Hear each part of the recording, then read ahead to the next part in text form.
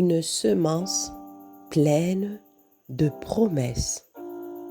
9 janvier.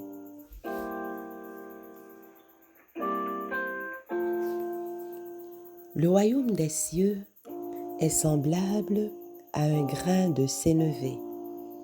C'est la plus petite de toutes les semences.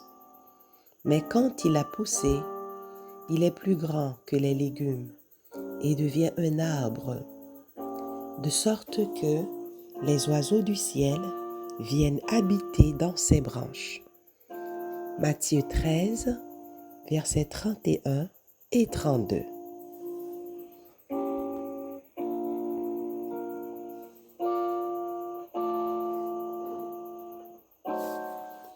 Le germe de la semence se développe grâce aux principes biologiques que Dieu lui a donnés.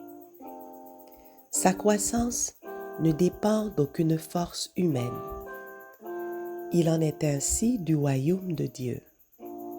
Il est une nouvelle création. Ces règles de développement sont diamétralement l'opposé de celles qui régissent les royaumes terrestres qui prévalent par la force brutale et se maintiennent par la guerre. Le fondateur de ce royaume nouveau est le prince de la paix. Ils imaginaient des plans et des méthodes, tandis que le Christ inculque un principe. Par la vérité et la justice, il combat l'erreur et le péché. Il en est ainsi du royaume de Dieu. Ses débuts paraissent humbles et sans apparence. Comparé au royaume terrestre, il est le plus insignifiant. Les princes de ce monde ridiculisaient les prétentions du Christ à la royauté.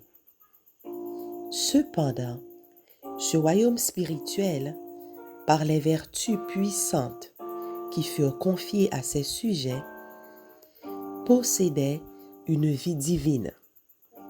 Son extension a été rapide et son influence extraordinaire. Au temps où fut donnée cette parabole, ce royaume n'avait pour représentants que quelques paysans galiléens.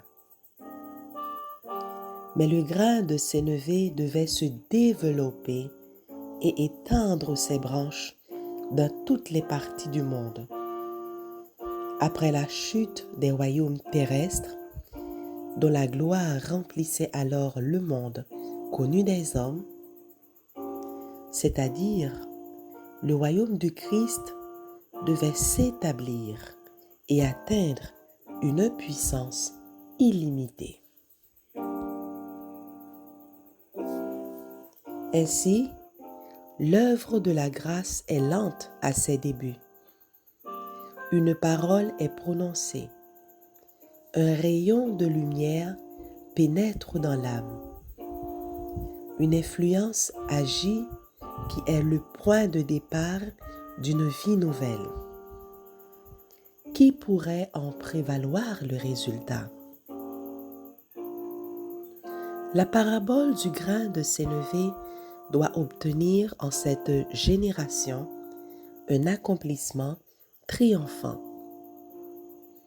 La petite graine deviendra un grand arbre et le dernier message d'avertissement et de miséricorde sera porté à toute nation, à toute tribu et à tout peuple, afin de choisir du milieu d'eux un peuple qui porte son nom.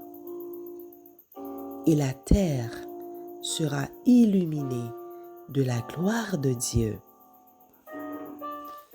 Amen.